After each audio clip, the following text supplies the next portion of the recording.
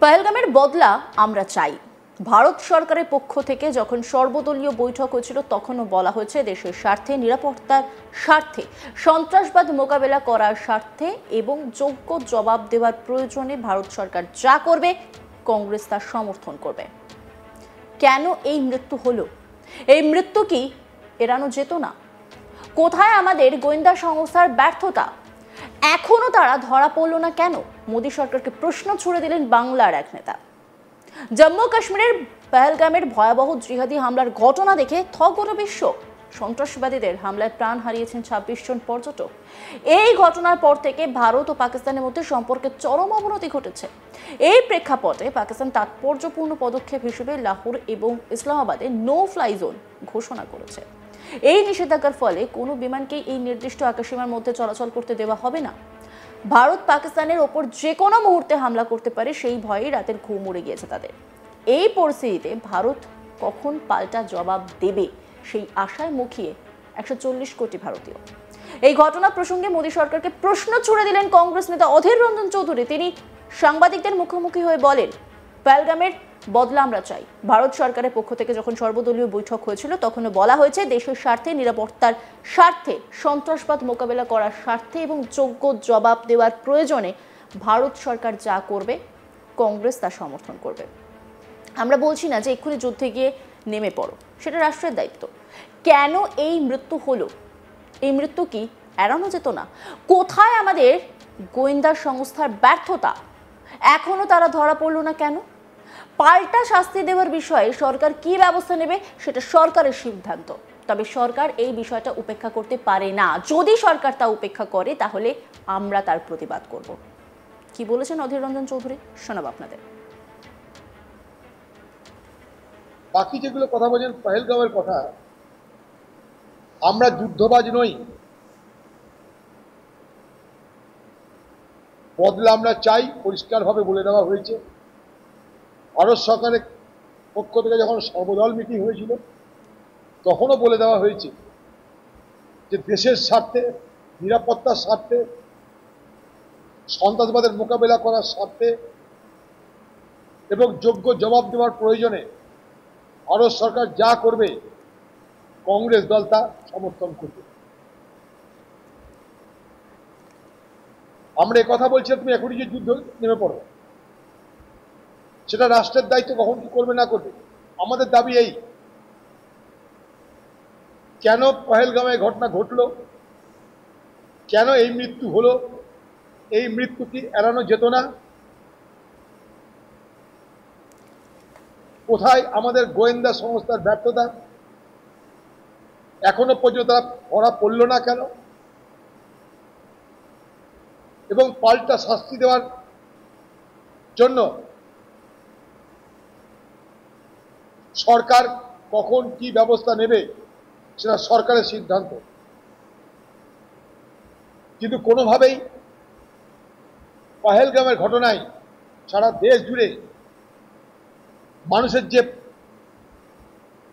শাস্তি দেওয়ার আর্তনাদ, অপরাধীদের শাস্তি দেওয়ার যে আর্তনাদ, যে দাবি, সেটাকে কেন্দ্রীয় সরকার উপেক্ষা করতে পারে না। উপেক্ষা করলে আমরা প্রতিবাদ করব। পাশাপাশি আরেকটা কথা বলতে চাই,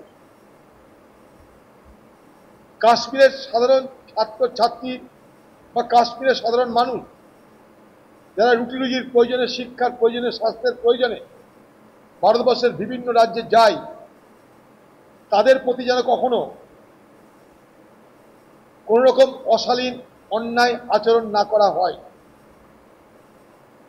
এটা আমার দাবি। এই কারণে যে কাশ্মীর সবাই বলতো সন্ত্রাসবাদীদের সব থেকে বড় পীঠস্থান, সেই কাশ্মীরে আবাল বৃদ্ধ বনিতা পহেলগামের ঘটনার যেভাবে প্রতিবাদ করেছে, যেভাবে পহেলগামের আক্রান্ত ব্যক্তিদের যেভাবে তারা সহযোগিতা করেছে, বাঁচিয়েছে, তার জন্য প্রাণ দিয়েছে, সেখানকার সর্বস্তরের মানুষ যেভাবে রাস্তায় নেমে আজও প্রতিবাদ করছে, সে কথা মাথায় রেখে বলতে চাই যে কখনো যেন কাশ্মীরিদের মনে এই ধারণা, এই ভাবনা না হয় যে আমরা কাশ্মীরের বাইরে বাকি ভারতবর্ষে নিরাপত্তার অভাব বোধ করছি। এটা আমার হাত জোর করে অনুরোধ, এটা আমার দাবি। একই সঙ্গে তিনি জাতি গণনা প্রসঙ্গেও বিজেপির সরকারকে আক্রমণ করেছেন। তিনি হুঁশিয়ারি দিয়ে বলেছেন, নির্দিষ্ট সময়ের মধ্যে জাতি গণনা করতে হবে, 50% সংরক্ষণের সীমা ভেঙে দিতে হবে। কি বলেছেন তিনি, শোনাব আপনাদের। গণনা করবার দাবি কংগ্রেসের পক্ষ থেকে রাহুল গান্ধী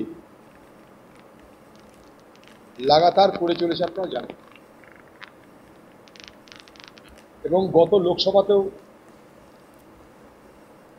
কংগ্রেস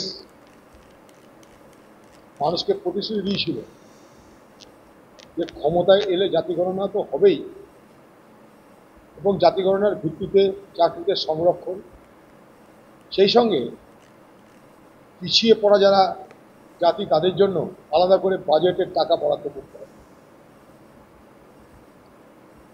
আর ভারত সরকার যে আজকে ক্ষমতায়, তারা কি বলতো? মোদিজি বলতো যে জাতি গণনা দেশের সর্বনাশ করবে। তিনি বলছেন গরিব একটা জাত, মহিলা একটা জাত, পুরুষ একটা জাত, বাকি কোনো জাত নেই। বিজেপি সরকারের মন্ত্রী নীতিন গডকরি সে বলছে, जो करेगा जात की बात उनको मारो कस के लात। অর্থাৎ যে জাতি গণনার কথা বলবে তাকে ভালো করে চর লাগিয়ে দাও, থাপ্পড় মারো। আর আজকে সেই মোদী সরকার কংগ্রেসের এবং কংগ্রেসের মনোভাবাপন্ন বাকি দলগুলোর চাপে পড়ে রাহুল গান্ধীর নেতৃত্বে সারা দেশ জুড়ে যে আন্দোলন হয়েছিল এবং হচ্ছে এবং হবে, তার কাছে মোদী সরকার মাথা নিচু করেছে। এটা গেল প্রথম কংগ্রেস দলের নৈতিক জয়। কংগ্রেস দলের নৈতিক জয়। তার সঙ্গে আমরা এটা বলেছি, এখন দাবি কি আমাদের? নির্দিষ্ট সময়ের মধ্যে করতে হবে, 50% সংরক্ষণের সীমা ভেঙে দিতে হবে। মোদী সরকার সামনে যেহেতু বিহার ভোটে কি হবে জানে না, তাই বিহার ভোটের আগে যে জাতি গণনার দাবি সারা দেশ জুড়ে তৈরি করেছে রাহুল গান্ধীর নেতৃত্বে বাকি সমমনোভাবাপন্ন দলগুলো, সেই জায়গায় সাধারণ মানুষের কাছে আগেই। অন্যান্য খবরের আপডেটের জন্য অবশ্যই নজর রাখুন আজ তাক বাংলার ইউটিউব স্ট্রিমিংয়ে। লাইক, কমেন্ট, শেয়ার এবং সাবস্ক্রাইব করতে ভুলবেন না।